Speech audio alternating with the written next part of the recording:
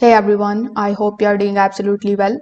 In today's video, I will show you exactly how to use Deriv with TradingView in 2026.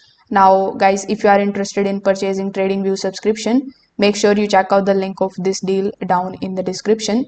In this deal, you are going to get the subscriptions at up to 80% off plus 1 month additional. Only 3 days left, so hurry if you are interested. So in order to basically use a Deriv with TradingView, you need to first of all come here on tradingview.com, then simply log in into your account if you haven't already. Over here, you can either click on the option of products or you can use the search bar here on the top in order to basically launch the chart of your favorite currency or your favorite pair. Now, once you are here on this page, simply click on the option of trading panel here in the bottom left hand corner of the screen.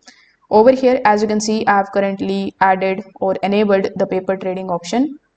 So if I log out from here, you can see it is going to show you all of the brokers which you can basically connect with TradingView. So since we want to connect Deriv, I'm going to use the search bar here on the top and search for Deriv.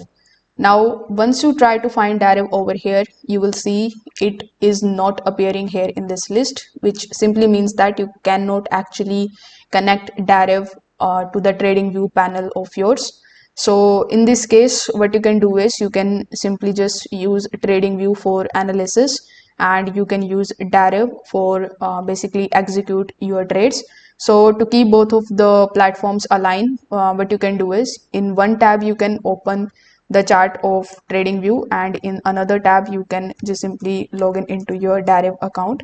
After that, what you can do is you can simply use whichever indicators or whichever strategy you apply on the charts, and then basically you can plan your trades over here.